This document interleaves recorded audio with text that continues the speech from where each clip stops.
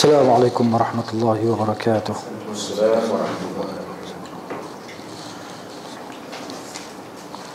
Innal hamdalillah nahmaduhu wa nasta'inuhu wa nastaghfiruh wa na'udzu billahi min shururi anfusina wa sayyiati a'malina.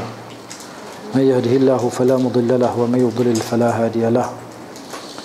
Ashhadu an la ilaha illallah wahdahu la sharika lahu wa ashhadu anna Muhammadan 'abduhu wa rasuluh. Sallallahu alaihi wa ala alihi wa ashabihi wa ala kulli man ihtada bihadihi wa istanna bisunnatihi wa qattafa atharahu ila yaumiddin. Amma ba'd, fa inna khairal kalami kalamullah wa khairal hadi hadi Muhammadin sallallahu alaihi wa alihi wa sallam wa sharral umuri muhdatsatuha wa kullu muhdatsatin bid'ah wa kullu bid'atin dalalah wa kullu dalalatin fin nar. يا أيها الذين آمنوا اتقوا الله حق تقاته ولا تموتن إلا وأنتم مسلمون. Wahai orang-orang yang beriman, bertakwalah kamu kepada Allah dengan sebenar-benar takwa kepadanya, dan janganlah sekali-kali kamu semua mati melainkan dalam keadaan beragama Islam. Ya ayyuhalladzina amanu taqullaha ya ayyuhan nasu taqu rabbakum alladzi khalaqakum min nafsin wahidah وخلق منها زوجها وبث منهما رجالا كثيرا ونساء واتقوا الله الذي تساءلون به والأرحام إن الله كان عليكم رقيبا. يا أيها الذين آمنوا اتقوا الله وقولوا قولا سديدا يصلح لكم أعمالكم ويغفر لكم ذنوبكم ومن يطع الله ورسوله فقد فاز فوزا عظيما. ثم أما بعد. Malam ini kita pada muka surat 304, sambungan tentang bacaan Nabi SAW, ya. Bab solat, ya, bab solat. Kita masih lagi dalam bab solat. Kemudian kita di sini, orang-orang yang mematuk-matuk ketika mengerjakan solat, an-naqarun, orang yang sembahyang nak cepat ni, patuk ayam, tak sempat nak rukuk dia i'tidal, tak sempat i'tidal dia sujud, tak sempat sujud dia duduk antara dua sujud, tak sempat duduk antara dua sujud dia sujud lagi sekali, kan? Macam itulah seterusnya, tak ada tamakninah di antara rukun-rukun solat. Jadi mana dikata di sini, ketika kemudian orang-orang yang mematuk-matuk ketika mengerjakan solat berpegang kepada kalimah ini. Kalimah mana tu? Kalimah Nabi kata kepada Muaz, afattanun anta ya Muaz, kan, kamu ni nak jadi pembuat fitnah ke, kan, wahai Muaz? Nabi kata, engkau ni nak jadi orang yang buat fitnah ke? Fattan maksudnya orang yang banyak buat fitnah. Maksudnya fitnah ni bukan fitnah, maksud dalam bahasa kita, kalau fitnah ni kita pergi tuduh orang tu macam ni, tapi dalam bahasa Arab fitnah ni musibah. Fitnah dalam bahasa Arab maknanya musibah, bencana, kan, benda yang merosakkan, itu dalam bahasa Arab. Tapi dalam bahasa kita ni, bila orang sebut fitnah, engkau fitnah aku ke, maksudnya engkau tuduh aku ke, itu masuk dalam bahasa kita. Dia maknanya berbeza dengan, walaupun asalnya perkataan itu adalah perkataan Arab, bahasa Arab, kan, kalimah Arabiah, tetapi apabila dialih bahasa, digunakan istilah itu dalam bahasa kita, maknanya dia jadi makna lain. Orang kita ni faham makna lain. Bila disebut al-fitnatu asyaddu minal qatl, fitnah itu menimbulkan gejolak, fitnah itu lebih dahsyat daripada membunuh. Jadi orang kita faham kata fitnah orang tu lebih teruk daripada membunuh. Tetapi mana kalimah fitnah di sini maknanya umum, segala keburukan, musibah, benda yang tak seronok, itu fitnah. Tapi itu ayat Quran. Ayat Quran, al-fitnatu asyaddu minal qatl. Maknanya kat situ fitnah tu apa? Fitnah tu bukan maksud fitnah, bukan syirik kan? Di sini maknanya termasuk umum. Macam kita menimbulkan huru hara, kan? Itu maksud fitnah di situ. Macam fitnatul khawarij, fitnah al-khawarij, macam tu. Macam mereka memburukkan at-tashwih fi wajhil Islam, maksudnya memburukkan wajah Islam tadi. Islam tu cantik, tapi mereka yang burukkan, mereka yang buat fitnah terhadap Islam. Itu maksud fitnah tadi, kan. Jadi mana afattanun anta ya Muaz, Nabi kata kamu nak buat fitnah ke Muaz. Jadi maksud dia faham di situ bahawa bolehlah sembahyang cepat. Sebab Muaz dia baca dia dah balik lewat dah. Dia dah sembahyang dengan Nabi sallallahu alaihi wasallam solat Isya. Dia balik ke kampung dia, orang tu tunggu dia jadi imam. Dia jadi imam pula di kampung dia. Bagi dia solat sunat lah. Solat yang kedua tu adalah solat sunat. Jadi makmum di belakang tu solat fardu. Jadi orang duk tunggu dia nak jadi imam. Dia balik kampung nak jadi imam di tengah malam lah. Okay? Sembahyang Isya baca surah Al-Baqarah 286 ayat. Jadi ada seorang tu dia tak larat, dia protes, dia berhenti, dia pergi sembahyang belakang. Maka orang kata kepada Muaz selepas solat, dia ada seorang tu dia tak ikut jemaah, dia sembahyang seorang-seorang ke belakang. Maka Muaz kata dia munafik ni. Tadi kawan dia tak puas hati, dia pergi jumpa Nabi SAW, dia mengadu dekat Nabi, kami ni orang kerja ladang. Kami siang kami bekerja, letih, penat di ladang. Jadi malam kami waktu nak berehat. Jadi Muaz dia baca panjang-panjang. Nabi panggil Muaz, Nabi marah dekat dia. Nabi kata afattanun anta ya Muaz, Nabi kata gitu. Baik, jadi di sinilah depa ambil istinbat, depa kata boleh sembahyang kalut, sembahyang cepat. Ya, sebab Nabi marah ke Muaz sembahyang panjang, sembahyang lama. Kan? Gitu. Tak kenalah istinbat dia.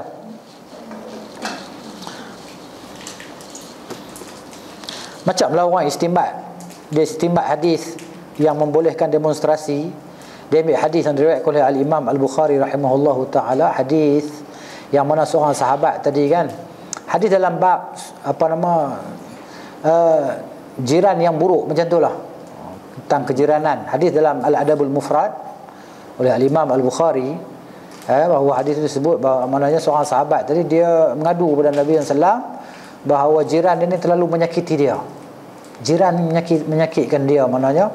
Maka Nabi kata bawa keluar segala benda-benda yang ada dalam rumah kamu. Semua benda yang ada dalam rumah kamu bawa keluar, tak depan jalan tu. Letak depan jalan tu. Nanti bila orang lalu, orang akan tanya, ni pasal apa ni, pasal apa ni. Kamu beritahu bahawa jiran saya menyakiti saya. Maka orang tadi yang lalu tadi akan melaknati jiran kamu. Dia akan laknat jiran kamu, dia akan marah jiran kamu. Maka akhirnya dia akan minta maaf pada kamu. Jadi macam tu berlaku. Seorang mereka tanya, pasal apa ni, barang semua keluar dari rumah ni. Jiran saya menyakiti saya. Dia kata la'natullahi alaih, la'anahullah, ghadiballahu alaih.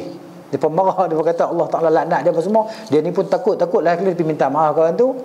Saya tak akan buat lagi, tak akan menyakiti kamu lagi lepas ni. Dalil tu istinbat, dia ambil istinbat, dia kata ini dalil yang mengharuskan demonstrasi. Tak kena istinbat tu. Istinbat tu tak kena. Itu bukan untuk demonstrasi.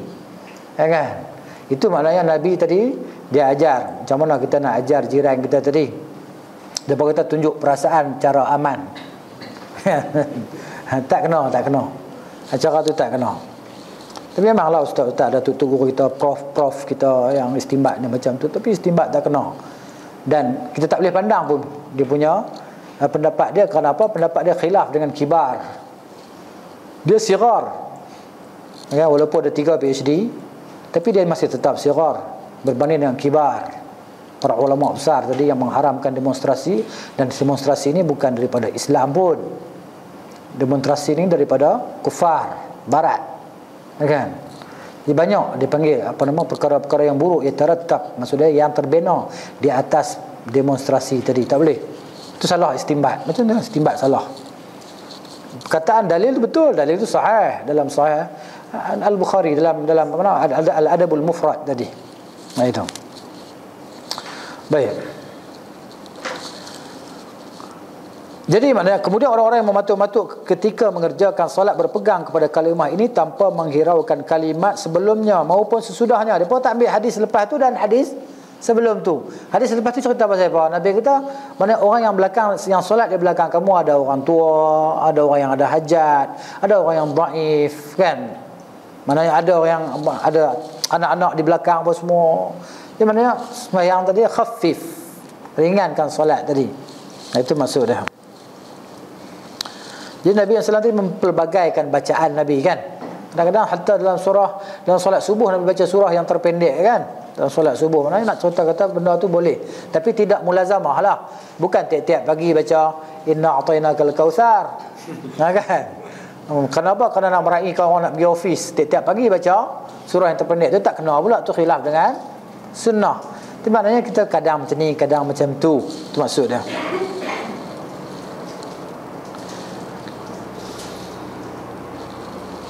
Adapun solat Jumaat, beliau sallallahu alaihi wasallam membaca padanya 2 surah. Surah Al-Jumu'ah dan surah Al-Munafiqun. Solat Jumaat. Jadi masing-masing dibaca secara lengkap, daripada awal ayat sampai habis ayat lah. Ayat dah. Beliau sallallahu alaihi wasallam biasa pula membaca surah Al-A'la dan Al-Ghashiyah. Kadang-kadang Nabi baca surah Al-A'la, Sabbih isma rabbikal a'la, dan surah Al-Ghashiyah kadang-kadang. Untuk solat Jumaat. Solat Jumaat. Sedangkan membaca beberapa ayat terakhir dari kedua surah tersebut, iaitu dimulai dari ayat ya ayyuhallazina amanu, kan, sampai selesai ayat tadi, sama sekali tidak pernah sampai selesai surah, dia ambil pertengahan surah, dia baca sampai habis surah, kan, tidak pernah sama sekali dilakukan oleh Nabi sallallahu alaihi wasallam, dan dikira termasuk menyelisihi petunjuk yang sentiasa beliau sallallahu alaihi wasallam lakukan. Kecuali lah kita ni tak hafal ayat tu, surah tu kita belum hafal ke apa, kan, tak masalah apa, ataupun kita tak apa nak ingat ke apa ke, gitu, tak masalah apa.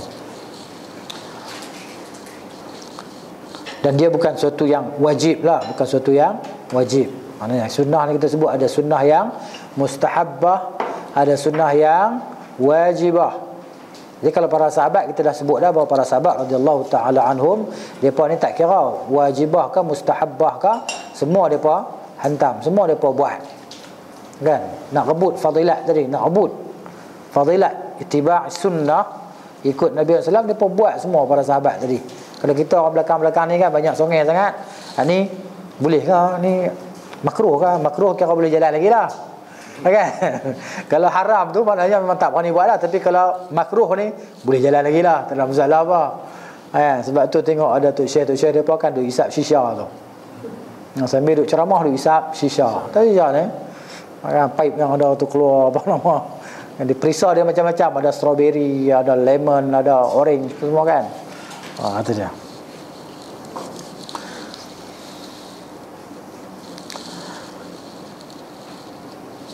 Baik, mengenai bacaan pada solat Eid, solat hari raya, solat Eid, solat hari raya, ada kalanya beliau SAW membaca 2 surah. Kadang-kadang Nabi baca surah Qaf. Surah Qaf. Surah Qaf ni surah nombor berapa ya? Surah nombor 50 ke? Qaf wal Qur'anil Majid bal ajibu an ja'ahum munzirun minhum. Maksudnya di surah Qaf Nabi baca, dan surah Iqtarabatis sa'atu wa insyaqqal qamar. Iqtarabatis sa'atu wa insyaqqal qamar. Surah Al-Qamar. Iqtarab ni surah Al-Qamar. Panjang tu surah tu. Ini solat Eid secara sempurna, maknanya habis satu surah, dan rakaat seterusnya surah Iqtaraba, jadi surah Al-Qamar. Dan terkadang juga membaca 2 surah, yakni Sabbih isma rabbikal a'la, surah Al-A'la, dan surah Al-Ghashiyah. Terkadang dia maknanya pelbagai lah kaya ni, kita nak baca surah mana, kan. Itu pun sunnah Nabi, ini pun sunnah Nabi SAW. Itulah petunjuk yang terus menerus beliau lakukan sampai beliau berjumpa dengan Allah Azza wa Jalla. Tidak dimansuh. Dimansuh ni mesti tidak dihapus oleh sesuatu pun. Tetap hukumnya, tetaplah sunnah dia tetap berlalu lah. Inilah yang diamalkan oleh para khulafa ar-rasyidun, Abu Bakar, Umar, Uthman, Ali radhiyallahu anhum ajma'in. Sepeninggal beliau sallallahu alaihi wasallam, Abu Bakar radhiyallahu anhu di dalam solat subuh membaca surah Al-Baqarah. Abu Bakar baca surah Al-Baqarah dalam solat subuh je. 286 ayat. Kan? Jatuh kepala lutut. Kan? Tapi kenapa? Kerana satu, mereka dah faham ayat, mereka dah boleh menjiwai ayat-ayat Al-Quran tadi, kan dia tak ada rasa apa dah. Sebab tu kita solat di belakang apa nama Sudais ke, kan? Tak sama dengan kita solat di belakang imam kampung kita, kan? Tak sama. Ada dia baca surah panjang kan. Ya, tapi kita kerana apa? Kerana dah rasa kelazatan bacaan tadi kan. Sebab tu kemerduan suara dalam solat, bacaan solat tadi, dia mempengaruhi kekhusyukan solat. Nabi suruh kita ataghanni bil Quran. Laisa minna man lam yataghanna bil Quran. Disuruh kita ataghanni bil Quran, maksudnya berlagu bacaan tertil tadi kan. Maksud Al-Quran tadi, biar kita tadi boleh rasa, kita boleh menjiwai ayat-ayat yang kita baca tadi, ya. Sehingga kita tadi mana dah rasa, bila lah macam tu orang dah zuk, dia panggil zuk ni maksudnya mabuk, dah rasa sedap. Sebab tu kalau kita sembahyang di belakang orang yang sedap bacaan dia, kita rasa tambahlah satu muka surat lagi, tambah rasa macam, kalau dia tambah lagi tak apa, kita rasa macam tu kan. Jadi macam tu maknanya. Zuk Dia panggil zuq ni maksud dia. Zaqa yadhuqu, maksud zaqa ni kita rasa manis ke, tawar ke. Zaqa yadhuq, zauq maksud dia. Zauq ni maksud dia macam mana? Syok. Macam tu lah, syok. Zauq, sedap. Lah, zauq dia rasa kelazatan tadi kan. Sebab tu dia baca surah Al-Baqarah, para sahabat dia tak nak rasa apa-apa. Sebab tu kita baca dalam kisah sebahagian daripada salaf kan, radhiyallahu anhum wa rahimahumullah, mana ketika dia nak berubat ke, nak potong kaki ke apa ke, dia nak solat dulu. Bila aku solat nanti, solat sunat lah, buatlah apa nak buat pun. Lepas solat tadi selesai masalah dia, kerat kaki ke apa ke, macam tu. Sedap tadi kan bacaan dia dah menjiwai ibadat tadi. Sebab tu saya teringat ada seorang ulama, saya lupa nama dia, Sabit Al-Bunani kan siapa? Saya tak ingat. Dia ni, dia kata aku mujahadah untuk rasa lazat dalam solat ni lebih daripada 20 tahun. Mujahadah. Selepas 20 tahun tadi aku rasa lazat dalam mendirikan solat. Kelazatan solat tu dia rasa. Sebab tu Nabi kita dijadikan solat tu sebagai penyejuk mata aku. Dan Nabi SAW idza hazabahu amrun salla. Nabi ni kalau nak buat sesuatu benda, perkara yang penting, Nabi akan solat 2 rakaat. Solat sunat biasa lah. Sebagai orang kita solat hajat, tapi tak ada nama hadis pun sebut tak solat hajat. Cuma Nabi idza hazabahu amrun, kita berasa nak buat sesuatu yang kita rasa benda ni penting, susah dan sebagainya, solat 2 rakaat. Minta Allah Ta'ala permudahkan tadi, Allah akan tolong kita insya-Allah. Itu. Ini sunnah. Ya, sunnah. Tak semestinya malam ke apa Ustaz? Tak semestinya malam ataupun siang dalam gelap ataupun dalam keadaan lampu dibuka. Tak semestinya. Mana kita buat solat kalau kita boleh solat. Betul. Tak boleh solat, sekurang-kurangnya kita berdoa lah. Rabbi yassir wa la tu'assir. Bacalah doa yang Nabi ajar apa semua kan. Rabbi syrah li sadri wa yassir li amri wahlul 'uqdatam min lisani yafqahu qawli. Doa untuk minta mudah. Rabbi syrah li sadri wa yassir li, mudahkan bagiku urusanku. Doa. Apa-apa kita ni kan, selalunya kita ni menghadapi kesukaran lah, kan? Selalunya lah kan. Sebab apa? Sebab Allah nak suruh kita berdoa, minta pada dia.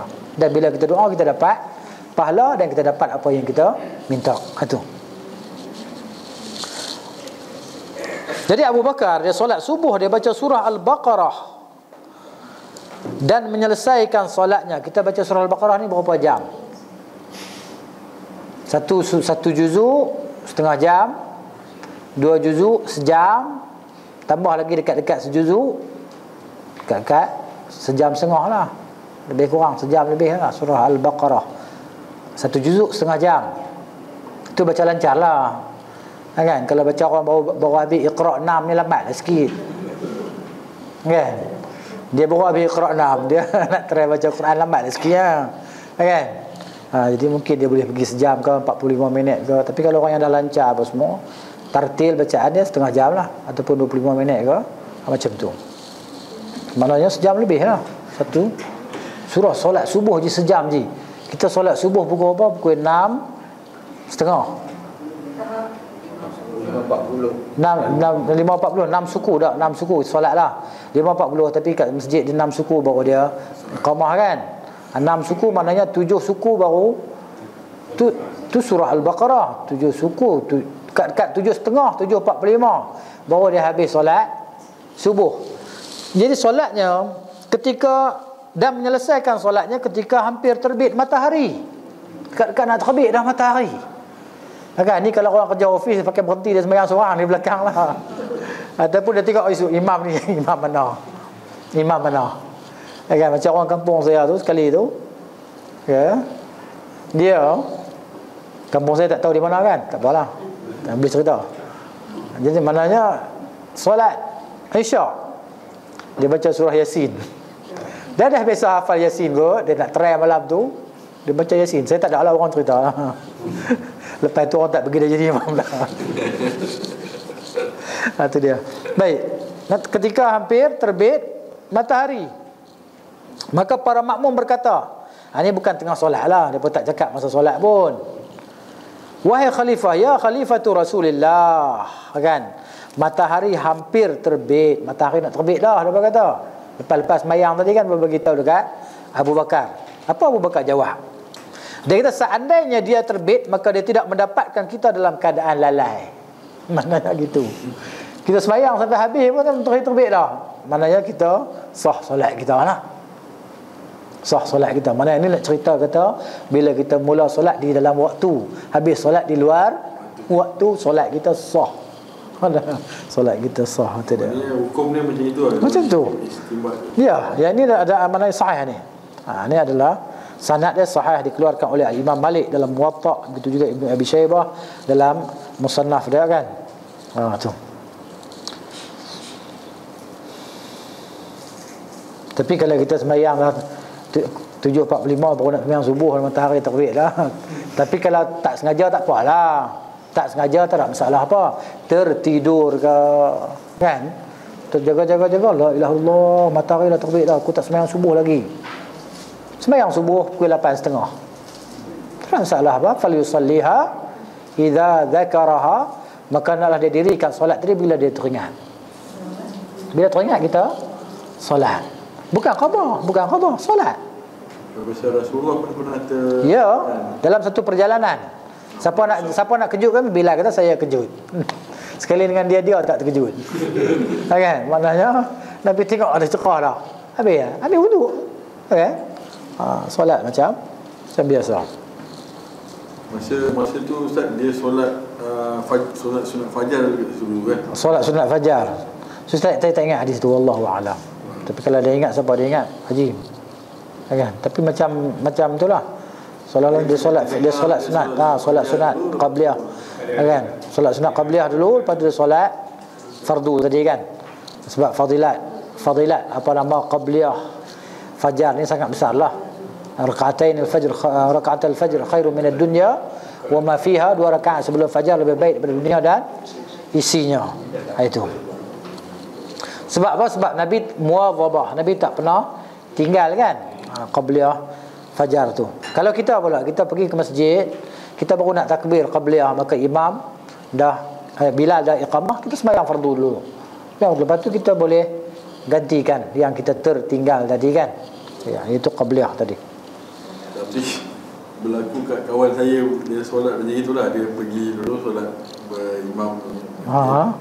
Lepas tu dia solat sunat fajar tu kena halau dia kata, wahabi dia. Sembahyang mana boleh sembahyang lepas fardu dia kata kan. Lepas fardu subuh tak ada sembahyang dah. Betul kan, dia orang Sudan, dia bukan orang sini. Bukan orang Melayu kita. Orang Melayu. Tapi dia tengok kata dia, I know lah, he's not, kata dia orang ni tak tahu sunnah dia kata. Kena halau dia. Kena halau pada masjid tu. Tidak nak buat macam mana kan. Nak buat macam mana. Itu dia. Sebab tu penyair kata penyair Arab, An-nasu a'da'u ma jahilu. Manusia ni memusuhi apa yang dia tidak ketahui. Dia tak tahu sunnah, maka dia musuhi orang yang buat benda yang menyanggah, yang bercanggah dengan apa yang dia buat selama 40-an ataupun 50-an tahun yang lalu kan. Jadi macam tu. Baik, Umar radhiyallahu anhu dalam salat subuh membaca surah Yusuf, An-Nahl, Hud, Bani Israel. dan surah-surah yang setara dengan itu. Surah Bani Israel ini surah apa? Surah Al-Isra. Surah Al-Isra. Selain daripada dinamakan surah Al-Isra, juga dinamakan sebagai surah Subhanalladzi asra bi'abdihi lailan minal masjidil haram ila masjidil aqsa alladzi barakna haulahu, kan. Baik.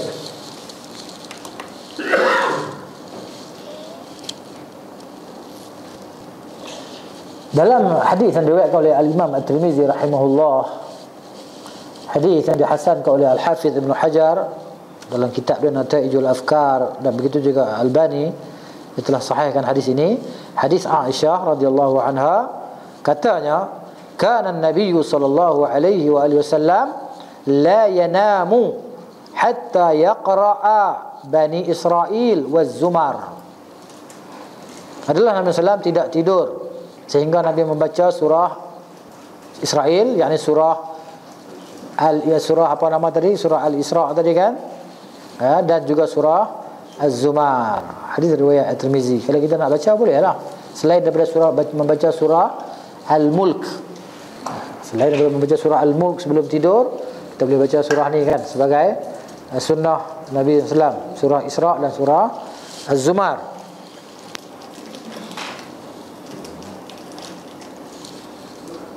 Jadi maknanya kita tengok dalam surah-surah Al-Quran ni, kan, Quran ni banyak surah, nama surah dia. Satu surah nama dua, kan, dua nama, tiga nama. Di mana surah-surah ni Nabi letak ke ataupun para sahabat yang letakkan nama-nama surah ni? Di situ mana berlaku khilaf lah. Berlaku khilaf di kalangan ulama tentang penamaan surah-surah dalam Al-Quran. Tetapi kebanyakan para ulama mereka berpegang kepada pendapat bahawa surah-surah dalam Al-Quran ni semuanya daripada Nabi SAW. Nabi yang namakan semuanya. Tetapi sebahagian ulama pula kata bahawa hanya sebahagian saja surah-surah dalam Al-Quran yang Nabi namakan. Hanya sebahagian saja, kan? Dan sebahagian lagi mana para sahabat radhiyallahu taala anhum yang meletakkan nama-nama tadi. Ijtihad para sahabat. Ijtihad para sahabat.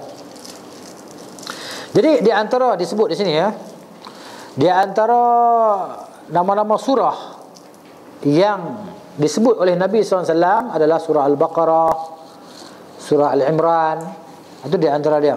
Adapun baki surah-surah yang lain, pada zahirnya para sahabat yang meletakkan nama-nama tadi.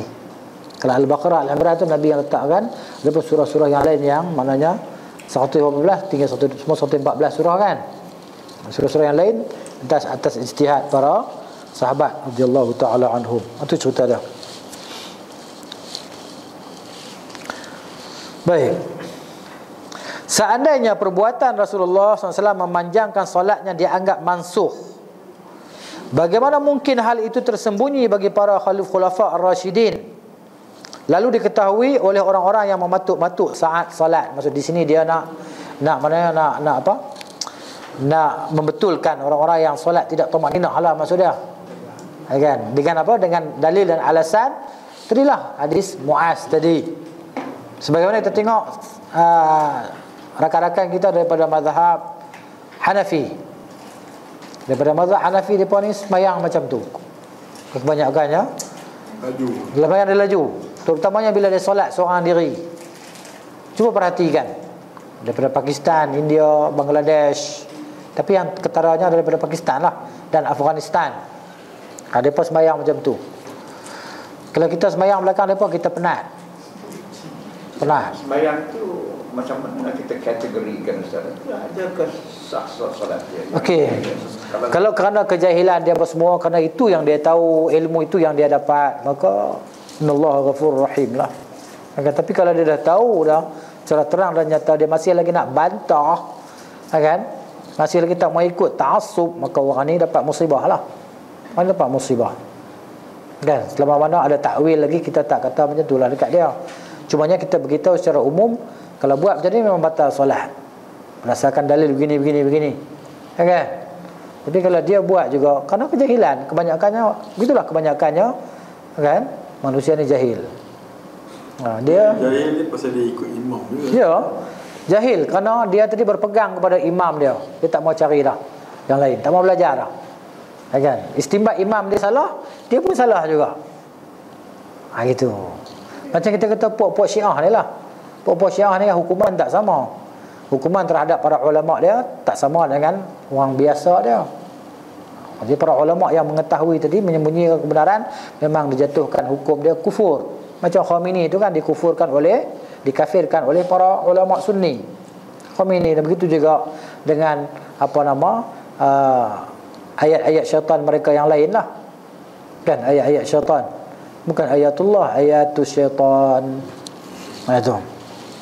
Depa yang namakan depa tu sebagai ayatullah, tapi sebenarnya mereka adalah ayatus syaitan. Tanda-tanda syaitan. Baik itu.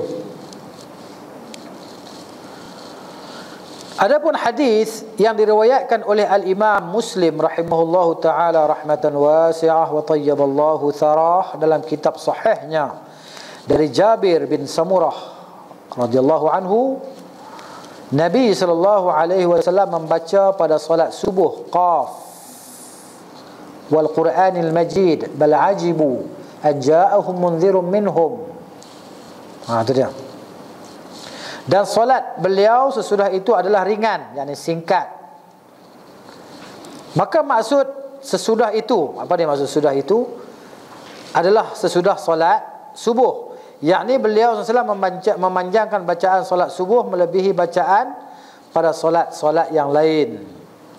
Dan solat beliau sesudah solat subuh adalah ringan, singkat. Solat zuhur, solat asar tu tak panjang macam solat subuh lah. Itu juga solat maghrib.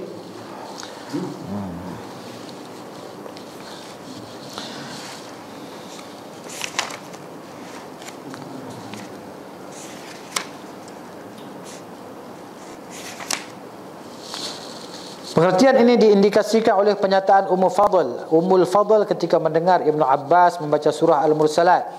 Beliau berkata, "Wahai anakku, engkau telah mengingatkan aku dengan bacaan surah ini. Sesungguhnya ia adalah yang terakhir yang aku dengar dari Rasulullah sallallahu alaihi wasallam ketika beliau membacanya pada solat maghrib, Al-Mursalat. Ini adalah yang terakhir daripada perkara beliau sallallahu alaihi wasallam. Di samping itu kalimah dan solat beliau, di samping itu kalimat, yakni kalimat apa? Kalimat lafaz lah. Dan solat beliau sallallahu sesudah itu, ini perbincangan dia. Dan solat baginda sesudah itu. Baik, kalimah tu, lafaz tu dia kata merupakan kata yang menunjukkan ghayah, yakni batasan. Sesudah itu. Dan disandarkan kepada kata penjelas yang tidak disebutkan secara tekstual. Maksudnya secara tidak jelas lah, tidak nyata. Maksudnya ada muhtamal, dipertanggungkan lagi. Maka tidak boleh menetapkannya dari kata yang tidak diindikasikan oleh susunan kalimah, lalu meninggalkan kata yang diindikasikan oleh kalimah. Dia buat ayat berbelit-belit di sini. Saya baca bahasa Arab kan. Saya baca bahasa Arab, saya cerita bahasa Arab, senang. Baik. Kalau orang baca sendiri melelong tu. Baik, di sini dia kata, baik. Wa aidan fa inna qawlahu wa kanat salatuhu ba'd. Okey, dan juga dia kata sini katanya ya, adalah solatnya ba'du selepas itu. Perkataan ba'du tu. Ada yang sebelum ni kan? Nah, hadis sebelum ni di atas tu wa yadullu ala dhalika qawlu Ummil Fadl wa qad sami'tu Ibn Abbas yaqra'u والمرسلات عرفا فقالت يا بني لقد ذكرتني بقراءة هذه السورة إنها لآخر ما سمعت من رسول الله صلى الله عليه وسلم يقرأ بها في المغرب فهذا في آخر الأمر. Maksudnya mana yang terakhir lah sebelum Nabi SAW wafat. Nabi baca surah ni, aku dengar Nabi baca Al-Mursalat ni pada waktu maghrib, maksudnya. Dan dia kata di sini fa inna qawlahu, juga pada sabda katanya wa kanat salatu, kata Ummu Fadl kan, wa kanat salatu adalah solatnya Nabi SAW ba'd, selepas itu. Ghayatun, yang maksud yang ghayah ni kesudahan ialah qad hudhifa ma hiya mudhafah ilaihi fala yajuz idmar ma la yadullu alaihi siyaq. Tidak boleh kita nak menyembunyikan apa yang ditunjukkan oleh lafaz hadis itu, dan begitu juga meninggalkan daripada menyembunyikan apa yang ditunjukkan lafaz tu. Ini pun belit juga, dia pun terjemah belit juga kan. Dia nak cerita macam mana, wasyaqu innama yaqtadi yani dah. Wasyaqu innama yaqtadi anna salatahu ba'da al-fajr kanat takhfifan. Ni nak ceritanya mudah saja, tak usah belit-belit pening kepala, kan? Maknanya lafaz dia tu hanya menunjukkan solat Nabi selepas fajar adalah takhfif. Selepas solat fajar ni solat zuhur, solat asar, solat maghrib, semuanya takhfif, ringan. Tak panjanglah bacaan Nabi tadi. Berbeza dengan solat subuh. Sebab apa solat subuh Nabi panjangkan bacaan dia? Ada di bawah, insya-Allah nanti kita akan jumpa hikmah-hikmah ataupun sebab-sebab dia Nabi panjangkan bacaan dalam solat subuh yang dikeluarkan oleh Al-Imam Ibnul Qayyim rahimahullahu taala rahmatan wasi'ah. Dan dia kata wala yaqtadi anna salatahu kullaha ba'da dhalika al-yawm kanat takhfifan. Bukan maksud dia di situ, bukan maksud Ummul Fadil di situ bahawa solat Nabi tadi lepas tu semua macam pendek-pendek dah. Bukan maksud gitu. Kalau maksud macam tu, maknanya Abu Bakar tadi telah menyalahi sunnah lah, sebab dia baca Al-Baqarah tadi kan dalam solat subuh. Itu maksud dia. Bukan maksud dia macam tu. Bukan maksud Ummul Fadil tadi bahawa mana Nabi ni baca pendek sampai dia mati, lepas tu yang baca panjang tu dah mansuh dah lepas tu. Tak, bukan macam tu maksud dia. Hadza ma la yadullu alaihi al-lafz. Ini yang ditunjukkan oleh lafaz Ummul Fadil tadi. Kalau saya baca Rumi tak benar. Bukan kita nak belagak lah, tapi perkataan Rumi, perkataan yang diterjemahkan ni kadang-kadang dia clean. Tapi bila kita boleh tengok balik, kita tahu dia punya fa'il dia, maf'ulun bih dia, kan? Gitu. Tempat ta'alluq dia kita boleh tahu, itu maksud dia, kita boleh faham lah. Jadi jelas kita faham, kita baca yang hak Arab ni lebih mudah daripada yang Rumi tadi lah, yang terbelit-belit tadi. Kalau Haji baca seorang, Haji boleh faham lah, Haji tahu saya. Tanpa ada yang saya baca Arab tu tak faham tak? Dah, kalau baca Arab tak faham, Rumi tak faham, dua-dua musibah. Kan? Orang Arab kata fa in kunta la tadri fatilka musibatun wa in kunta tadri fa musibatun akbar. Kan? Kalau kamu tak tahu musibah, tahu lagi musibah besar kan. Jadi rasa macam tak boleh faham je tak? Saya pun mula-mula tadi tengok macam tak boleh faham. Tapi kena rujuk balik kepada yang kalau ada kalau boleh rujuk ada kitab-kitab yang lain. Insya-Allah boleh faham. Insya-Allah boleh faham. Tu dia. Tapi setakat ni nak rujuk pada kitab yang lain tak ada lah yang menunjukkan yang ni kan. Berhajat kena cari orang jugalah yang kena fahamkan kita. Gitu. Dan cuba saya baca balik. Di samping itu kalimat. Kita faham kata kalimat ni perkataan. Tapi di sini masuk kalimat dan solat beliau SAW sesudah itu. Berapa kalimah dah? 1, 2, 3, 4, 5 kalimah dah. Merupakan kata yang menunjukkan ghayah. Ghayah ni kesudahan lah. Ghayah ni bahasa Arab. Dan disandarkan kepada kata penjelas. Itu dia. Disandarkan kepada kata penjelas kan. Jadi macam tu. Tak usah pening kepala hak tu. Faham mak ni? Faham mak ni bahawa maknanya Nabi tadi, bukan maksud Ummul Fadil tadi bahawa Nabi tadi dia pendekkan solat bacaan dalam semua solat tadi. Dekat Nabi nak wafat. Bukan maksud dia begitu. Kalau masuk gitu, maknanya Abu Bakar telah menyalahi sunnah lah. Begitu juga Umar tadi yang kita baca telah menyalahi sunnah lah. Baca dalam solat maghrib, surah Qaf dan seterusnya kan, An-Nahl dan sebagainya. Itu. Baik. Kalau benda tu dikatakan mansuh, saya Abu Bakar takkan Abu Bakar tak tahu kok benda tu mansuh. Kan dia ni mana manusia terbaik selepas para anbiya. Manusia terbaik selepas para nabi alaihi wassalatu wassalam. Itu dia. Boleh kan?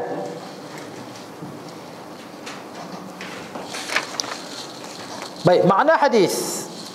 Siapa saja di antara kalian menjadi imam, maka hendaklah ia memperingan, yakni meringkaskan. Itu dia. Hak ni orang tak kadang-kadang mana takkan kita ni nak baca surah Al-Kautsar setiap solat. Ataupun paling panjang wadduha lah, kira boleh hafal duha tu, kira hebat, kira panjang sekali lah. Tu pun makmum belakang, tak memang baca wadduha ni lambat sikit lah. Kan? Wadduha kan.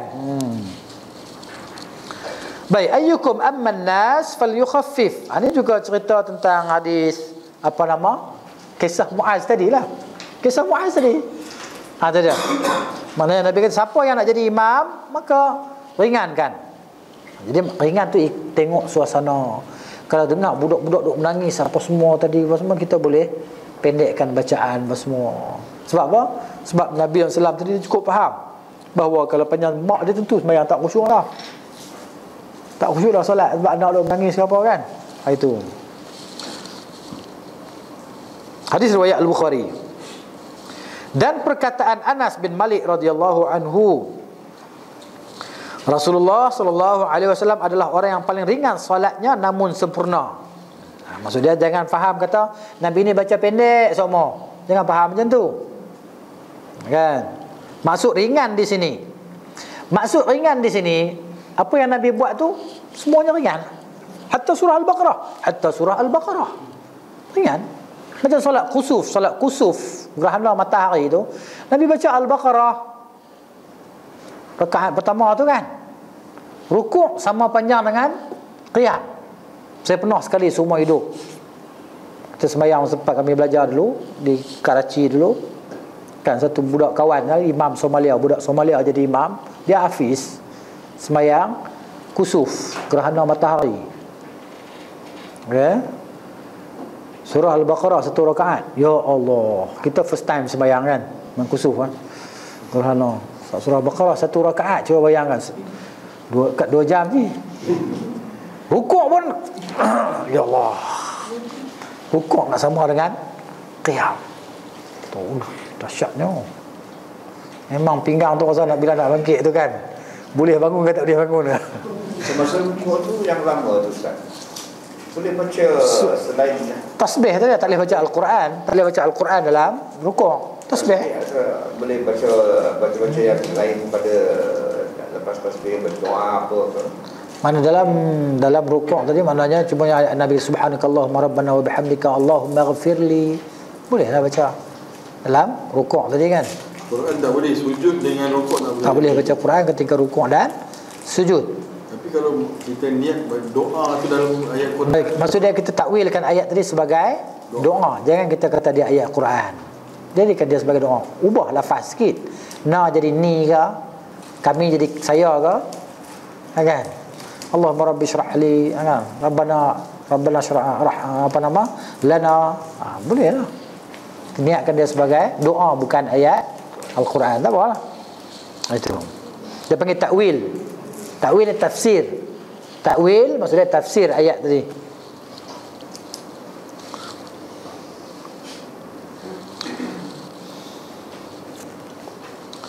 Baik, masalah ringkas masalah ringan solat ni adalah perkara nisbi. Nisbi ni maksud nisbi ni perkataan bahasa Arab juga. Sandaran. Maksudnya dan harus dikembalikan kepada praktik beliau SAW yang terus-menerus beliau lakukan. Maksudnya kena tengok perbuatan Nabi tadi. Ya, sebab Nabi kata bila kamu solat hendaklah kamu ringankan solat kamu. Jadi apa yang menafsirkan makna ringan tadi? Perbuatan Nabi itu yang menafsirkannya. Ya, makna ringan tadi. Jadi setiap apa yang Nabi buat tadi dalam suasana tadi maknanya Nabi tengok suasana kan. Suasana macam ni Nabi baca pendek dan kadang-kadang suasana yang lain Nabi baca panjang. Semuanya adalah ringan. Semua adalah ringan. Itu dia. Bukan dikembalikan kepada syahwat, keinginan yakni para makmum. Makmum menteri belakang kita ada abang tu imam malam ni pendek. Kan? Imam takut kat menteri tadi dia apa baca 3 qul ataupun 2 qul saja 2 rakaat kan. Itu. Bukan kita ikut makmum ya. Imam ni bukan ikut makmum. Dia tadi sendiri dia faham lah macam mana. Sebab beliau SAW tidak pernah memerintahkan suatu perkara kemudian beliau sendiri menyelisihinya. Nabi suruh orang sembahyang ringan, tiba-tiba Nabi baca surah Qaf dalam solat tadi kan. Itu. Surah Qaf pun panjang jugalah. Sementara beliau SAW mengetahui orang-orang yang solat di belakangnya ada yang sudah tua. Ada yang dah tua, lemah dan memiliki hajat, keperluan. Apa yang dipraktikkan beliau SAW itulah maksud ringan yang diperintahkannya. Itu dia. Apa yang Nabi buat tadi semuanya ringan. Buat macam mana? Buat dengan jemaah lah. Kalau Nabi buat seorang-seorang, lagilah. Siapa sembahyang sebelah Nabi SAW? Ibn Abbas. Lagi ada lagi Hudzaifah. Kan? Ibn Abbas dia sembahyang belakang Nabi SAW. Dia ingat Nabi nak Hudzaifah pun dia ingat kata, Nabi berhenti dekat ayat ni tak berhenti pun. Berhenti kat surah ni tak berhenti pun. Habis Baqarah ni berhenti dah. Tak berhenti pun. Sampai dia kata laqad hamamtu bisu. Aku dah nak buat benda tak elok dia kata. Aku dah niat dah nak buat benda tak elok. Orang kata pasal apa benda tak elok tu? Aku nak duduk. Tak larat. Nak duduk tak larat kerana panjangnya Nabi baca sembahyang tadi kan, sembahyang. Tapi sembahyang seorang-seorang macam tu kan. Sampai bengkak kaki dia. Sampai bengkak kaki Nabi SAW kan. Sampai bengkak kaki dia. Tapi itu. Yalah, tenaga dan kekuatan Nabi itu bukan macam tenaga dan kekuatan orang biasa. Kan?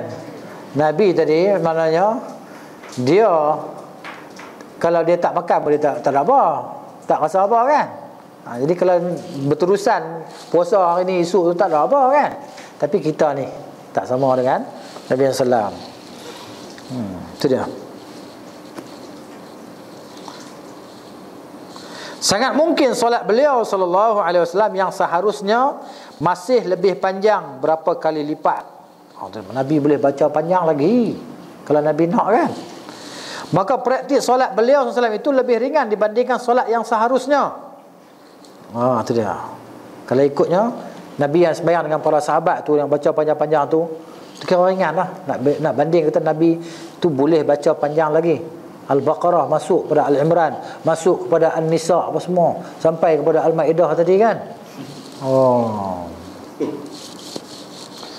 Kita baca bukan dekat Al-Baqarah, surah Al-Mulk. Masa nak tidur tu pun tak ada dah. Tak dan sampai satu page dah. Jalan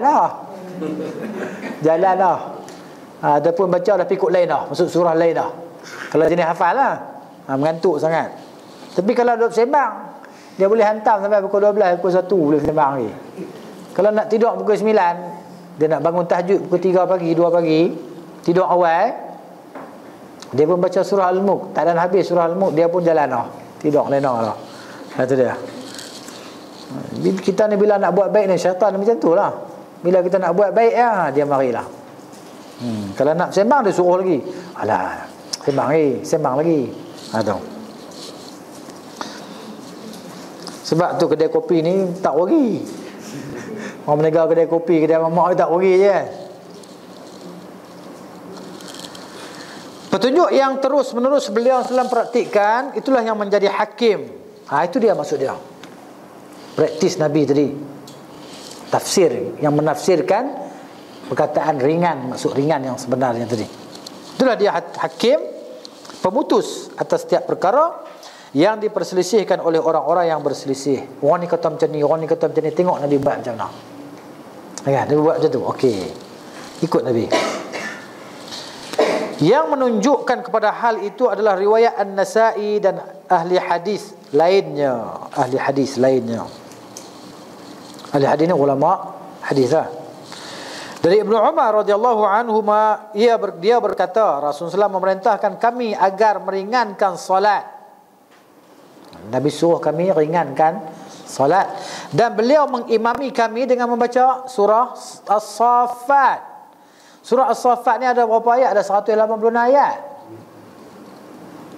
186 ayat. Surah Al-Baqarah ada 286 ayat kan? Kurang 100 ayat ya. Panjang tu. Membaca surah As-Saffat dalam salat adalah penjelasan makna ringan yang beliau SAW perintahkan. Wallahu a'lam. 186 ayat. Tapi surah As-Saffat ni dia punya ayat tu. Ya, dia panggil Al-Mufassal. Surah Al-Mufassal ni maksud dia pendek, ayat pendek kan.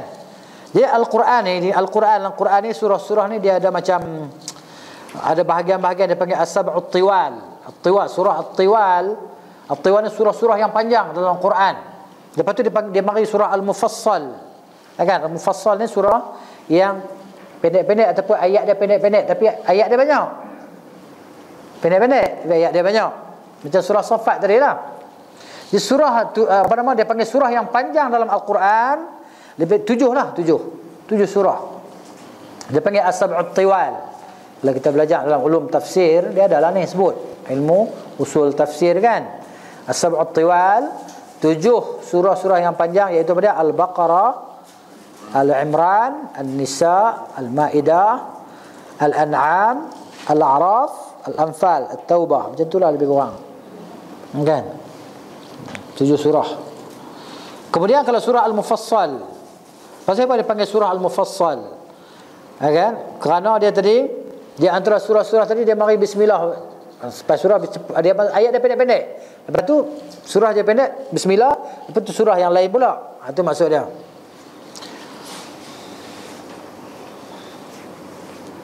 Jadi surah Mufassal ni yang terakhirnya adalah surah An-Nas lah. Yang terawalnya adalah surah Qaf.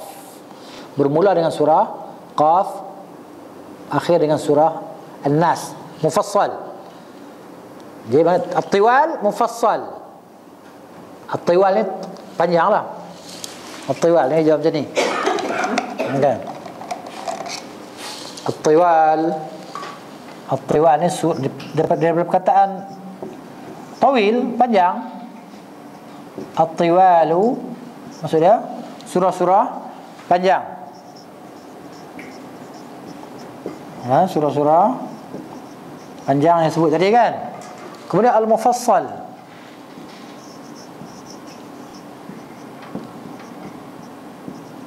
surah-surah yang maknanya ayat dia pendek-pendek tadi kan. Bermula dengan surah Qaf sampai surah An-Nas. Al-Mufassal ni terbagi pada 3 pula. Kan? Terbagi kepada 3. Tiwal Mufassal, awsat apa nama yang panjang, Mufassal yang panjang. Kan? Dipanggil Tiwal Al-Mufassal. Ini maklumat tambahan je lah. Tak tahu pun tak apa. Kan? Dan awsat pertengahan dia tak panjang mana. Dia panggil awsat Al-Mufassal. Okay. Kemudian yang ketiga bahagian ni dia panggil qisar, pendek. Qisar Al-Mufassal. Kan? Tiwal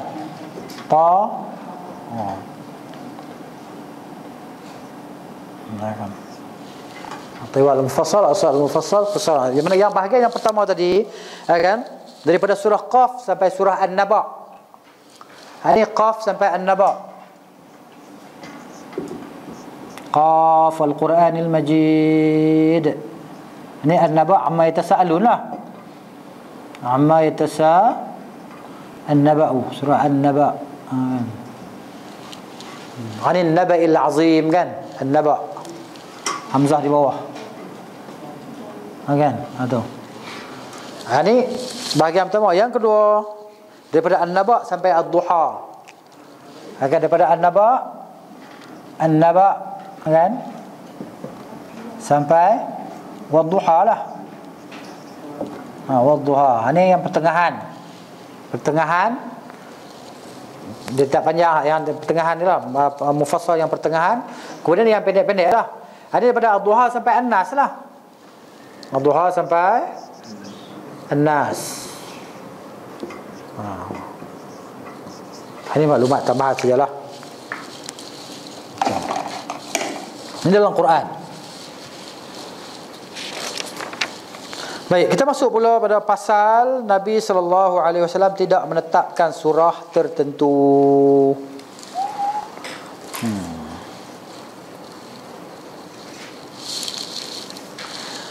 Beliau SAW tidak menetapkan surah tertentu untuk dibaca dalam solat. Nabi tak tetapkan. Solat ni baca surah ni, solat ni baca surah ni, ataupun hari ni baca surah ni, hari Isnin baca surah ni, hari Selasa pula Maghrib baca surah ni, hari Rabu pula baca surah ni. Tak ada. Nabi tak ajar macam tu.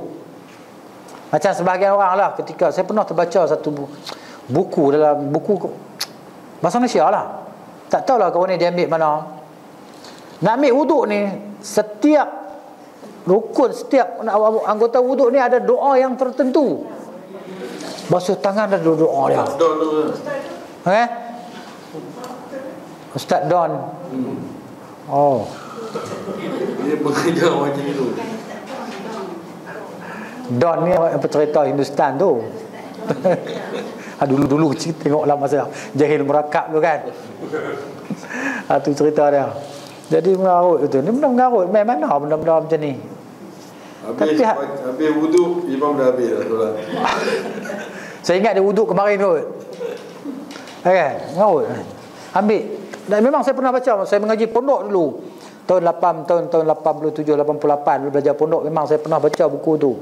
Saya cuba hafal tapi tak terhafal. Saya cuba hafal doa. Nak basuh tangan tadi kena ada doa dia, berkumur ada doa dia, istinsyak ada doa dia, semuka ada doa dia. Macam Syiah lah, Syiah. Tengoklah Syiah. Yasir Al-Khabith tu. Syiah. Kan? Dalam YouTube. Dia ni dia ajarlah orang ambil wuduk cara Syiah tadi kan. Setiap dia nak buat apa semua ada doa dia. Ada doa dia. Yasir Al-Khabith tu. Nama dia Yasir Al-Habib, tapi orang panggil Yasir Al-Khabith. Kan? Khabith itu teruk lah, jahat, syaitan. Itu dia.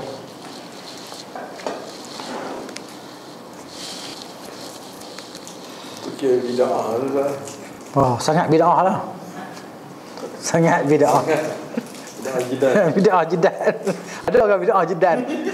Kullu bid'atin dhalalah, Nabi kata. Tak ada bid'ah hasanah kan. Sebab tu dia berkata dia pun ni membid'ahkan kita. Setiap kali nak ceramah ustaz ni nak kenal pokok Wahabi ni kullu bid'atin dhalalah. Maknanya kita baca apa Nabi baca tu ya.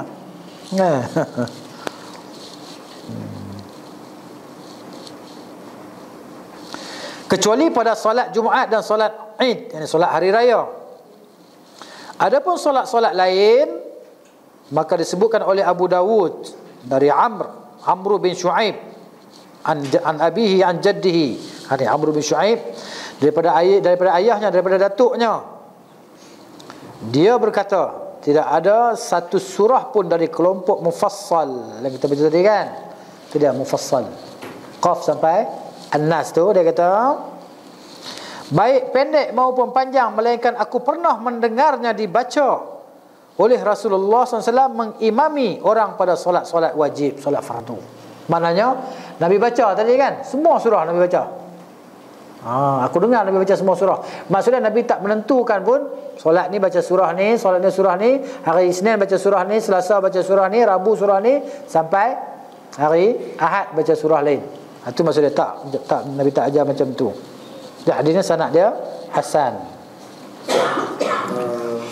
Kalau kita baca surah yang macam ni pendek-pendek ni, tapi kita baca 2-3 surah dalam satu rakaat, tak ada masalah apa, tak ada masalah apa, boleh kan? 3 qul dalam satu surah, dalam satu rakaat ke, tak ada masalah, boleh. Di antara petunjuk beliau adalah membaca satu surah secara lengkap. Dalam solat Nabi, mana Nabi dalam satu rakaat, Nabi akan habiskan satu surah. Nabi akan habiskan satu surah. Dan kita ni kalau kita tak mampu, lain cerita lah. Ya tu kalau kita baca surah yang sama-sama apa ni, pendek atau pendek, tiap-tiap surah tu kita wajib baca ta'awuz ke? Tak perlu. Jadi, sekali ta'awuz di awal bacaan kita sajalah. Sebelum Fatihah tu dah kira ta'awuz tadi. Bismillah pun tak apa. Tak Bismillah tadi maknanya ialah dia nak memisahkan di antara surah yang kita baca secara sir lah. Tapi dia bukan sebahagian daripada surah. Cumanya dalam surah Al-Fatihah sajalah. Dalam surah Al-Fatihah ada surah An-Naml. Bismillah kan. Bismillahirrahmanirrahim. Surah apa lagi yang Bismillahirrahmanirrahim apa tu? Ya tak? Ada kan. Bismillahirrahmanirrahim min Sulaiman. Surah An-Naml. Surah Semut. Itu sebahagian, itu adalah ayat Al-Quran. Adapun di antara yang lain itu maknanya dia hanya dia ayat Quran tapi dia bukan daripada sebahagian surah-surah yang lain. Dia sebagai pemisah. Ya. Nak baca pun. Maknanya seeloknya kita bacalah secara sir kan. Itu. Ta'awuz saja sekali sebelum. Ta'awuz sebenarnya kalau kita nak baca pun tak ada masalah apa, tapi memadai kalau kita baca di awal tadi kan. Auzubillahi minasyaitonir rajim tadi. Itu. Baik. Terkadang membaca satu surah untuk 2 rakaat. Maksud terkadang, ada kadang-kadang, bukan selalu lah, kadang-kadang. Tapi selalunya Nabi habiskan satu surah dalam satu rakaat. Dan ada kalanya membaca awal surah, membaca di awal surah. Adapun membaca akhir surah atau pertengahannya tidak dinukil daripada Nabi SAW. Kita mana lepas baca Fatihah terus ambil yang contohnya apa nama, innalil muttaqina mafazan hadaiqa wa a'naban wa kawa'iban traba. Kita ambil surah terus hak ujung tadi kan. Itu maknanya Nabi tak baca tu lah. Ambil dah amma yatasaalun terus. Enggak, amma yatasaalun sekerat berhenti, rakaat kedua sambunglah surah tu juga. Kan? Mana rakaat yang kedua kita ambil lah innalil muttaqina mafaza kan. Itu.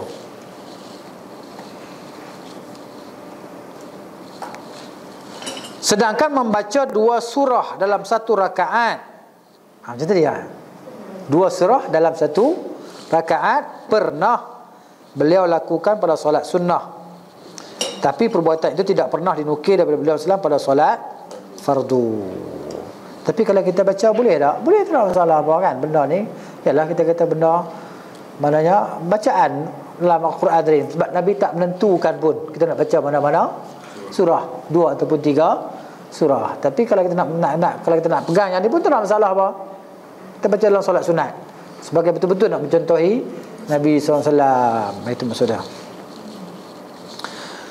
Yang pastinya Nabi tidak tentukan. Mengenai hadis Ibnu Mas'ud radhiyallahu anhu, sesungguhnya aku mengetahui, kata Ibnu Mas'ud, beberapa surah yang setara dan biasa digandingkan oleh Rasulullah SAW dalam satu rakaat. Nabi baca apa? Ar-Rahmanu 'allama al-Quran dan An-Najm wan najmi idza hawa ma dhalla sahibukum wa ma ghawa wa ma yantiqu 'anil hawa, sampai habis surah kan. Nabi baca Ar-Rahman dan An-Najm. Surah Ar-Rahman ni surah nombor 55. An-Najm surah nombor 53. Surah An-Najm surah nombor 53.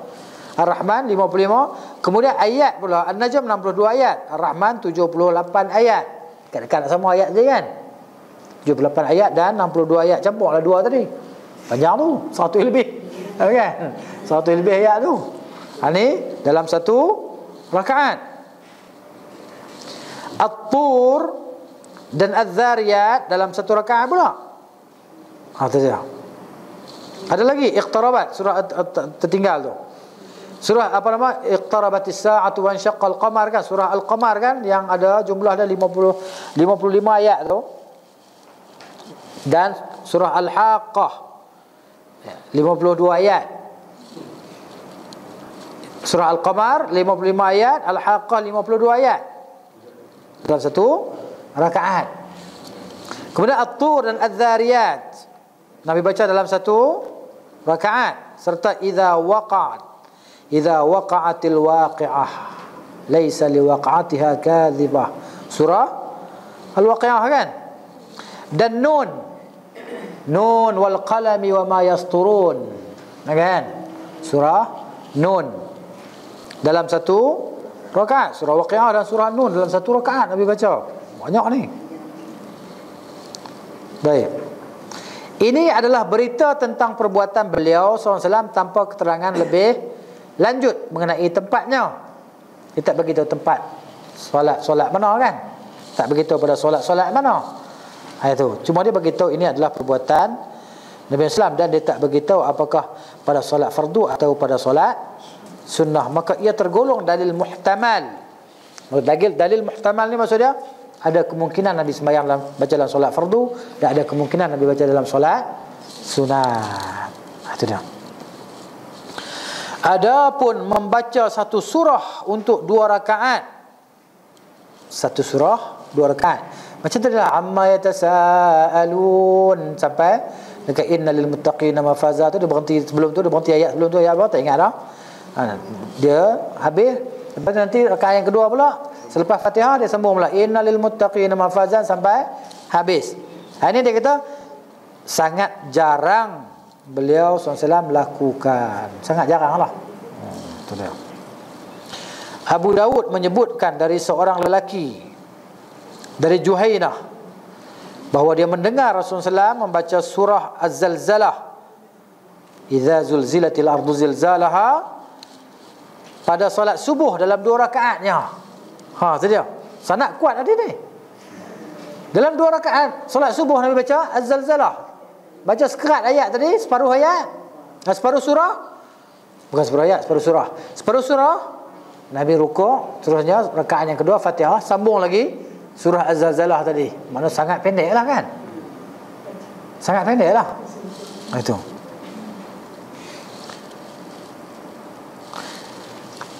Dia berkata, aku tidak tahu apakah Rasulullah SAW lupa ataukah sengaja membaca surah itu.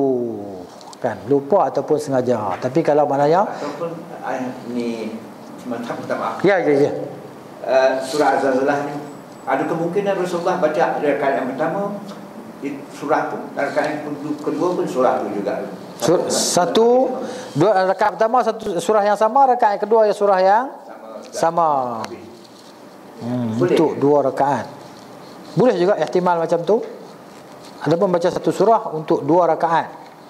Tapi dia kata sini yang kita faham lah, jelasnya faham kita bahawa satu surah untuk 2 rakaat. Mana separuh-separuh lagi.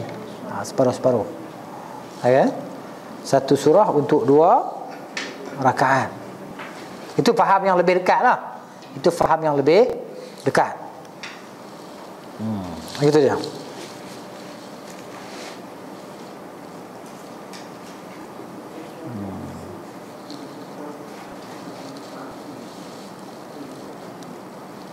Ya, sebab dalam bahasa Arab macam tu je. Wa amma qira'atu suratin wahidatin. Dia kata qira'atu suratin wahidatin fi rak'ataini ma'an. Perkataan ma'an tu lah maksudnya. Separuh.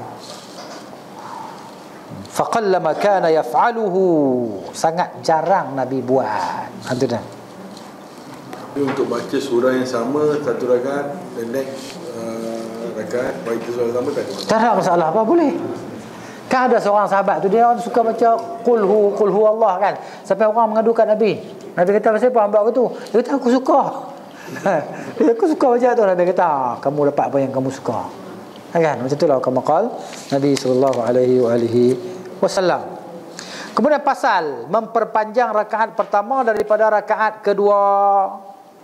Rakaat pertama lebih panjang daripada rakaat yang kedua. Biasanya beliau SAW lebih memanjangkan rakaat pertama daripada rakaat kedua, baik pada solat subuh maupun pada solat lain. Solat 5 waktu itulah. Ada kalanya beliau memanjangkannya sampai tidak mendengar bunyi hentakan kaki. Apa yang Haji faham daripada sini? Apa yang faham daripada sini? Bunyi macam mana? Ada kalanya beliau memanjangkannya sampai tidak mendengar bunyi hentakan kaki. Faham macam mana faham tu? Ada sahabat di belakang membagi isyarat. Mana ada tak, Nabi tak ajak pun. Kalau dia subhanallah. Okay, kalau silap tu pun kalau imam silap.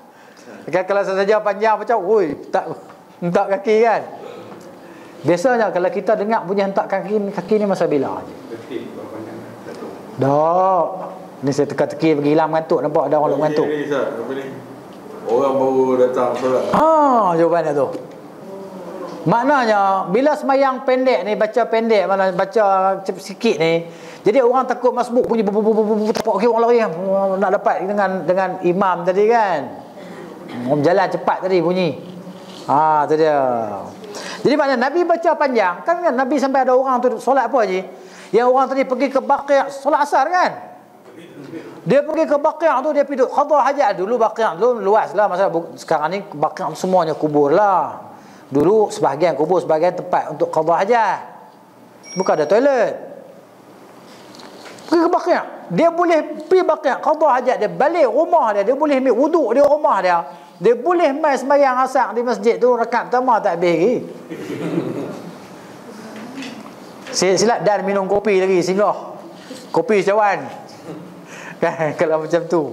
Mana Nabi baca panjang kadang-kadang kan. Kata dia. Jadi tak, maknanya sahabat yang terlewat tidak bergegas kalau lambat. Lambat pun masih sempat. Itu cerita dia. Umumnya beliau SAW lebih memanjangkan solat subuh dibanding solat-solat lainnya. Itu dia. Kebiasaannya solat subuh ni paling panjang lah. Sebab tu Abu Bakar dia baca surah Al-Baqarah. Orang tegur. Dia kata kalau matahari terbit pun tak ada mudarat apa pada kita. Kan? Itu dia. Ini istimbat yang diambil, kata maknanya kalau kita sembahyang di awal dalam waktu, habis dia di luar waktu, sah solat kita dengan sebab tadilah istimbat daripada Abu Bakar tadi kan. Baik, sebab Nabi SAW memperpanjangkan solat subuh. Sebab utama bagi hal ini bahawa solat subuh itu disaksikan. Disaksikan. Itu dia. Ada marilah sebab yang saya nak sebut tadi kan. Sebab-sebab yakni disaksikan Allah dan para malaikatnya. Bukan nak cerita kita solat lain Allah Ta'ala tak saksikan. Bukan maksud macam tu. Sebahagian mengatakan disaksikan oleh para malaikat malam dan malaikat siang. Sebab time tu shift, tukar shift kan. Malam tadi dengan kita malam ni, dia sampai subuh esok. Turun hak kawan tu, dia naik pula. Macam tu lah tiap-tiap hari sampai kita mati. Tu dia. Yajtami'una fikum malaikatul lail kan, wa malaikatul nahar. Macam itulah. Kedua pendapat itu dibangun di atas permasalahan. Maka turunnya Allah ke langit dunia. Di sini timbul masalah, timbul persoalan. Allah turun ke langit dunia berlangsung terus sampai selesainya solat subuh, atau hanya sampai terbit fajar saja? Di situ yang berlaku persoalan tadi. Kan hadis sebut Allah Ta'ala turun ke langit dunia pada apa? Sepertiga ke 2/3? Sulus, sepertiga kan? Sepertiga malam yang terakhir kan? Maknanya, adakah sampai ke waktu fajar saja? Bila masuk waktu azan, habis dah fadilat tu. Bila masuk azan subuhnya, habis fadilat tu. Adakah masuk macam tu? Ataupun sampai selesai waktu subuh? Di sinilah dia persoalan dia. Kedua-duanya telah dinukil dalam riwayat. Ni pun ada riwayat kata macam tu, ini pun ada riwayat kata macam tu. Maknanya tentang tadilah persoalan bahawa adakah turun Allah tadi waktu dia sampai ke masuk waktu fajar saja, ataupun sehingga habis waktu, sampai habis waktu subuh. Kan? Adakah maksud dia macam tu? Sampai orang solat fajar lah. Di samping itu, panjangnya solat subuh didukung oleh faktor-faktor berikutlah. Antara sebab-sebab solat subuh ni panjang pasal apa? Pertama, jumlah rakaatnya tergolong sedikit, yang paling sikit lah dibanding solat-solat lain. Tu pun tengok ya, pendeknya solat subuh tadi. Nabi larang kita sembahyang qabliyah ni lebih daripada 2 rakaat. Pendeknya solat subuh tadi, sunat selepas azan, selepas terbit fajar tu kita hanya boleh buat 2 rakaat saja. Nabi tak bagi kita buat lebih daripada 2 rakaat. Solat sunat subuh tadi lah, qabliyah tu kan, tak boleh nak tambah lagi. Tak boleh. Nabi larang. Jangan bantah lah. Nabi larang jangan bantah lah kan. Ikut je lah. Sikit je lah. Nabi kata macam tu. Allah nak bagi fadilat kat kita. Allah kata raka'atal fajri khairum minad dunya wa ma fiha. 2 rakaat sunat sebelum fajar tu lebih baik daripada dunia dan isinya. Itu sunat. Bagaimana yang fardu? Itu sunat. Tentulah yang fardu ni lebih besar pahala daripada yang sunat. Gitu dia. Baik. Maka pelaksanaannya diperpanjang untuk menutupi kekurangannya dari segi jumlah rakaat. Itu dia. Yang kedua, solat subuh itu dilangsungkan sesudah tidur. Sebab apa? Kita dah tidur dah bangun dah, segar dah. Dan manusia itu dalam kondisi prima, dia kata mustarihun. Mustarihun dalam keadaan sudah rehat. Kita ni baru lepas rehat, kita rasa tenaga lah. Kecuali orang yang tidur pukul 3 pagi tu, dia tak tidur langsung malam tu. Pukul 3 baru dia nak tidur. Orang tu dia bangkit, dia ni ya, melilau rata lah kan. Nak masuk bilik ayak, pergi cari pintu keluar. Kalau rumah jenis ada tangga, jatuh tangga. Itu dia. Itu yang kedua. Yang ketiga, manusia belum disibukkan oleh pekerjaan dan urusan-urusan dunia. Jadi kepala otak dia tak fikir banyak sangat. Tapi hari ni orang banyak fikir lah. Kan, dia nak pergi office tu, dia nampak dah kerja semalam tak siap, timbun-timbun dah. Kan, habis sembahyang subuh pun tak khusyuk lah. Lagi nak kena bagi kat bos ni. Nak kena bagi kat bos ni. Macam-macam dia fikir kan. Itu. Tapi ghalibnya, kebiasaannya macam tu lah. Waktu subuh ni orang tak sibuk dengan urusan dunia apa kan. Tak fikir apa dah. Tak fikir nak pergi kedai, nak beli beras apa, tak fikir lah. Itu. Fikir satu nak pergi kerja. Kalau kerja, kalau tak kerja tak fikir apa dah. Yang keempat, solat subuh dilaksanakan saat telinga, lisan dan hati terkonsentrasi secara penuh. Masa tu kita tadi boleh bagi khusyuk yang lebih lah. Kan? Kalau orang nak khusyuk lah. Kalau tak khusyuk ni sembahyang apa pun macam tu juga. Bukan dekat subuh ya. Sembahyang apa pun dia tak khusyuk lah. Kalau jenis tak khusyuk, jenis tak mau khusyuk. Bukan tak khusyuk, jenis tak mau khusyuk. Dia tak mau buat, tak mau usaha untuk khusyuk dalam solat dia. Tapi biasanya kalau orang yang boleh bangun untuk solat subuh, boleh ke masjid tadi, mana memang dia bersedia untuk khusyuk dalam solat lah. Kan? Memang dia bersedia untuk khusyuk dalam solat. Dia boleh bangun tadi, ambil wuduk apa semua, ambil kunci kereta, kan? Terus pergi ke masjid, sembahyang 2 rakaat ke, tahiyatul masjid ke. Kalau dia dah qabliyah subuh kat rumah lah, qabliyah subuh kat rumah, masuk masjid, nak duduk tak boleh lagi, kena tahiyatul masjid dulu. Kalau sebelum orang nak tunggu, orang tak qamat lagi, tahiyatul masjid 2 rakaat. Maka dia mana dia solat subuh tadi. Itu. Tidak terganggu oleh kesibukan sehingga dapat memahami Al-Quran dan merenungkannya. Tengok imam baca pun dia boleh menghayati satu ayat kan. Sebab apa? Khusyuk dalam solat ni wajib kita ikhtiar. Wajib kita berusaha untuk khusyuk dalam solat. Jangan kita biar tak khusyuk dalam solat kita kena usaha. Wajib. Sebab kena bagi peratus khusyuk tu meningkat setiap kali kita solat. Nak bagi 100% tu memang tak boleh dah ji. Tak boleh dah. Kecuali kita kata Nabi SAW dia boleh lah kan. Kita ni. Yang kelima, solat subuh itu adalah dasar dan awal daripada amalan. Tengok. Kan? Jadi sebab itulah satu hadis Nabi kata, burika ummati fi bukuriha. Kama qala Nabi SAW, diberkati umat ini akan pada waktu paginya. Itulah. Umat ini diberkati pada waktu pagi. Berkat kan. Oleh kerana itu diberi perhatian dan lebih dipanjangkan. Rahsia-rahsia sesungguhnya hanya dapat diketahui oleh orang yang memiliki perhatian terhadap rahsia syariat serta maksud dan hikmah-hikmahnya. Kalau orang banyak fikir, dia baca, dia fikir, dia renung, dia akan dapatlah, akan jumpalah hikmah-hikmah dan rahsia-rahsia yang tersembunyi tadi. Hanya kepada Allah tempat memohon pertolongan. Terusnya pasal. Berarti kat sini ke? Tengoklah ada yang dah malam, kata malam je kan.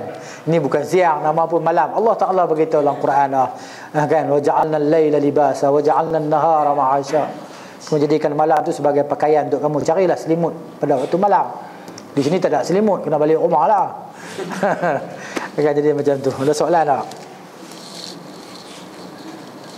InsyaAllah tahun ni kita boleh faham semua kan. Yelah, ada kadang-kadang perkataan-perkataan terjemahan tu dia agak belit sikit lah. Dia usaha untuk fahamkan kita. Dia dah faham lah, cumanya dia tak dapat fahamkan kita. Yang terjemah ni dia mungkin dia dah faham lah. Kalau dia tak faham macam mana terjemah kan. Tapi dia tak dapat nak fahamkan kita. Mungkin kesilapan kita kot. Tak apalah, InsyaAllah.